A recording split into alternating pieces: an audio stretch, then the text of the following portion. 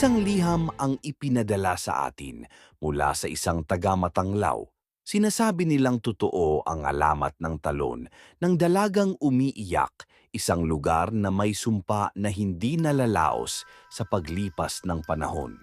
Handa ka na bang pakinggan ang kwentong ito? Buksan mo ang iyong isip at huwag kang kikilabutan. Ako po si Mateo, tubong baryo Matanglaw. Bata pa lang ako, naririnig ko na sa aking lola Intiang ang mga bulong tungkol sa isang talon na ubod ng linaw sa araw pero nagiging bangungot paggabi. Sabi ng matatanda, iyon daw ang lugar kung saan nawala ang isang dalagang nagngangalang Amara maraming dekada na ang nakararaan. Sa araw, makikita mo ang tubig na tila kristal na bumabagsak mula sa matataas na bato. May mga paru-parong puti at mababait na ibon sa paligid. Pero pagdating ng dapit hapon, bigla itong nagiging malamig, parang may nakatingin sa iyo mula sa mga puno. At sa himpapawid ay may amoy ng basang bulaklak na hindi maipaliwanag. Lumaki ako sa takot na iyon. Bawal daw kaming mga bata lumapit sa talon paglampas 6:00. Sabi ni Lola Insyang, may mga nawala na riyan. Mga naguusyoso, mangingisda, kahit turista. Ang sabi nila, may malamig na kamay na hahawak sa paa mo kung sasadyain mong lapitan ang gitna ng lagaslasan. Hindi ko man maintindihan noon, ramdam ko na may bigat sa kanyang boses tuwing nagkukwento siya. Habang lumalaki ako, mas lalo akong naging curious kung bakit ganoon na lamang ang takot ng mga matatanda. Kaya isang gabi ng kabilugan ng buwan, nagtago ako sa may tabing gubat at doon ko unang narinig ang iyak. Hindi ungol ng hayop, hindi ihip ng hangin, iyakan ng isang babaeng tila naghihintay.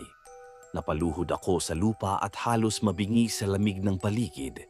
Noon ko naisip, totoo nga ang alamat na sinasabi ni Lola. Sa mga susunod kong sulat sa iyo, Mr. Kira, ikukwento ko kung sino si Amara at si Lakan, kung paano nagsimula ang sumpang bumabalot sa aming talon. Ang unang kabanatang ito ay para maintindihan mo kung gaano kasagrado at kasindak ang lugar na iyon para sa amin dito sa Matanglaw. Mr. Kira, gaya ng pangako ko sa unang sulat ko, ikukwento ko na sa iyo kung sino ang mga taong bumuo sa alamat ng talon ng dalagang umiiyak. Matagal na itong sinasabi ni Lola Insyang, pero ngayon ko lang isusulat ng buo para hindi mawala sa alaala. Si Amara ang kaisa-isang anak ni Datu Mayang, ang pinuno ng Matanglaw noong panahong iyon. Lumaki siyang maganda, edukada at mahinhin. Ngunit nakatali ang kanyang buhay sa mga kautusan ng ama. Sa kabila ng marangyang buhay sa bahay Datu, malungkot siya dahil kontrolado ang bawat galaw niya. Samantalang sila ka naman ay isang simpleng mangangahoy at mangangaso na tumutulong sa mga pamilya sa baryo kapalit ng kaunting pagkain o baryang pilak. Sabi ng mga matatanda, unang nagkita sina Amara at Lakan sa pamimigay ng tulong sa mga nasunugan. Nag-abot sila ng kamay at mula noon, tila may kakaibang kislap na sa kanilang mga mata. Tuwing dapit hapon, dumadaan si Amara sa likod ng palasyo ng kanyang ama at naglalakad papunta sa talon. Kunwari ay magdarasal. Doon na siya dinadalaw ni Lakan. Wala silang ibang makitang ligtas na lugar kundi ang talon. Sa ilalim ng mga nakalaylay na sanga at hamog nagtatagpo ang kanilang mga mata. May mga gabi raw na kumakanta si Lakan ng mga awit ng kagubatan at sumasabay naman si Amara sa pag-awit habang nag-aabot sila ng mga bulaklak at simpleng regalo sa isa't isa. Saksi ang talon sa kanilang mga tawa at luha, mga pangarap na sa dilim lang nila masabi. Sabi ni Lola Insyang, labis ang pag-ibig ni Lakan kay Amara at ganoon din siya kay Lakan. Nagpangakuan sila sa harap ng talon na balang araw tataka sila at bubuo ng pamilya sa malayong lugar. Bago sila maghiwalay ng gabi, Dumudukot si Amara ng maliit na pulang panyo na may burdang bulaklak at inilalagay sa bulsa ni Lakan. Sagisag daw iyon ng kanilang sumpaan. Ngunit sa likod ng lahat ng ito ay may takot na nakakubli. Alam nilang kapag nalaman ng datu, malupit ang kaparusahan. May gabi raw na biglang may sumipol sa malayo habang magkasama sila. Akala ni Amara iyon ay hangin lang. Ngunit si Lakan ay natigilan at biglang tumingin sa kagubatan. May mga mata na sa atin nakatingin, bulong niya, pero hindi na sinagot ni Amara. Mula noon, palihim pa rin silang nagkikita, ngunit lagi nang may kaba. At doon nagsimulang magbago ang pakiramdam sa talon. Sabi ni Lola Insyang, tila may aninong sumusunod sa kanila, isang malamig na presensyang nagbabadya ng kapahamakan. Habang patuloy ang kanilang lihim, nagsimulang kumalat ang mga bulong at usapan sa baryo. May nakakita raw kay Amara na nakangiting tumatakas sa gabi. May nakarinig naman kay Lakan na nagbubulong ng panata sa isang hindi nakikitang nilalang. Hindi nila alam kung tsismis lang o may katotohanan. Ang sigurado, lalong tumindi ang paghihigpit ni Datu Mayang at nag-umpisa na ang trahedyang babago sa kapalaran ng dalawa. Mr. Kira, habang isinusulat ko ito, ramdam ko pa rin ang malamig na simoy mula sa kagubatan. Parang may aninong nakatingin sa akin mula sa bintana. Ganito katindi ang alamat na ito, hindi lang kwento ng pag-ibig, kundi kwento ng takot na bumabalot hanggang ngayon sa baryo namin. Sa susunod kong sulat, ikukwento ko kung paano nalaman ni Datu Mayang ang tungkol sa kanila at kung paano nagsimula ang matinding galit na humantong sa sumpa ng aming talon. Mr. Kira, gaya ng sabi ko, heto na ang bahagi kung paano nalaman ni Datu Mayang ang lihim ng anak niya at ni Lakan at kung paano nagsimula ang bagyong bumalot sa kanilang buhay. Noong unay bulong lang sa baryo pero sa bawat gabi ng pagtakas ni Amara, mas dumadami ang nakakakita at nagkukwento. Ang iba natatakot magsumbong pero may mga tauhan ng Datu na palihim na sumusubaybay. Isang gabi ng kabilugan ng buwan, sinundan ng mga bantay ng Datu si Amara. Akala niya walang nakakaalam pero mula sa malayo may mga matang nagmamasid. Habang naglalakad siya papunta sa talon, dinadala niya ang pulang panyong may burdang bulaklak at isang basket ng prutas para kay Lakan.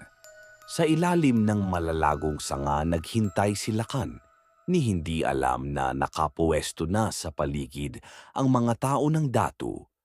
Hindi ko ni kayang itago to, Amara, bulong ni Lakan habang yakap ang dalaga. Nararamdaman ko na may masamang mangyayari.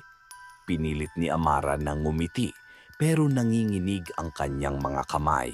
Sa gabing iyon, mas malamig kaysa dati ang hangin sa talon at mas malakas ang lagaslas ng tubig para bang may babala ang kalikasan.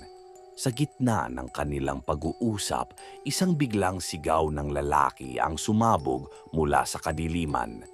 Narito sila. Lumabas ang mga bantay, may dalang mga sibat at sulo. Napatigil si Lakan, agad hinarang si Amara sa kanyang likuran. Tumakbo ka, sigaw ni Lakan, pero nahawakan na siya ng dalawang bantay. Si Amara naman ay hinila pabalik sa palasyo ng kanyang ama. Ang mga palad niya ay dumudulas sa pawis at luha. Ama, patawarin mo kami, iyak niya, pero hindi siya pinakinggan. Kinulong si Lakan sa kulungan sa paanan ng bundok. Walang nakakaalam kung anong eksaktong parusa ang iniisip ng Datu para sa kanya, pero sa baryo usap-usapan na pagbubuhusan daw siya ng hiya at marahil ay ipapapatay para magsilbing aral sa iba. Si Amara naman ikinulong sa loob ng bahay Datu. Pinagbantaan siya ng kanyang ama na hindi na siya makakatakas at ipapakasal na siya sa anak ng isang Datu mula sa kabilang pulo. Sa mga gabing iyon, walang naririnig sa bahay Datu kundi ang hikbi ni Amara. Isinalaysay ni Lola Insyang na sa mga susunod na araw, nagbago ang paligid ng talon. Hindi na masilayan ang mga paru-parong puti at sa halip ay mga uwak ang dumapo sa mga sanga. Ang malinaw na tubig ay tila kumukulo at nagiging mapusyaw na abo ang kulay tuwing dapit hapon.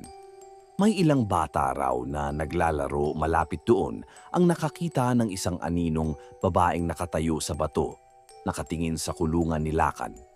Mr. Kira, habang isinusulat ko ito ngayon, nakikita ko sa isip ko ang mga pangyayaring iyon na para bang pelikula.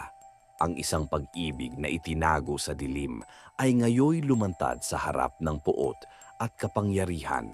At sa susunod kong sulat, ikukwento ko sa iyo ang gabing tumakas si Amara at ang trahedyang nagbukas ng sumpa sa talon ng dalagang umiiyak. Ang gabi na nagbago magpakailanman ang baryo naming ito. Mr. Kira, gaya ng ipinangako ko sa huling sulat ko, isusulat ko na ang gabing iyon. Ito ang simula ng sumpa ng aming talon, ang gabi na hindi na nakalimutan ng kahit sino sa Matanglaw. Ika-14 na gabi pagkakakulong kay Lakan, bumuhos ang ulan sa buong baryo. Sa gitna ng kulog at kidlat, sinamantala ni Amara ang kaguluhan sa bahay datu. Habang ang mga bantay ay nagkukubli sa ilalim ng silong, nagbukas siya ng isang maliit na bintana sa kanyang silid. Tangan niya ang pulang panyong may burdang bulaklak at isang matalim na batong pamutol ng lubid. Bago siya bumaba, nagdasal siya, "Lakan, hintayin mo ako." Sa kabilang panig, sa kulungan sa paanan ng bundok, may isang matandang alipin na naawa kay Lakan. Inilapit nito ang isang pirasong bakal sa mga rehas at bumulong. "Tumakas ka na, anak, bago sila bumalik bukas." Sa loob ng ilang minuto, nalusutan ni Lakan ang kulungan at sinundan ang tinig ng agos ng tubig, patungo sa talon. Hindi niya alam na sa parehong oras papunta rin doon si Amara. Gabi iyon ng pinakamalakas na bagyo sa taon. Ang dating malinaw na tubig ng talon ay naging kulay itim, parang nilalamon ang liwanag ng kidlat. Sa kabila ng ulan at hangin, nagtagpo sina Amara at Lakan sa paanan ng mga bato. "Akala ko hindi ka makakalabas," umiiyak na sabi ni Amara. "Kailangan nating umalis ngayong gabi." Hinawakan ni Lakan ang kanyang mga kamay, nanginginig man ay matatag. "Hindi na tayo makakabalik. Handa ka ba?" Ngunit bago sila makatalon sa likod daan ng kagubatan, sumabog ang isang malakas na tinig mula sa itaas ng talon. Si Datu Mayang, basang-basa, hawak ang isang sinaunang sibat. "Walang makakataka sa parusa ng dugo," sigaw niya. Sa likuran niya ang mga bantay na may dalang sulo. Nagmakaawa si Amara. "Ama, mahal ko siya." Pero hindi siya pinakinggan.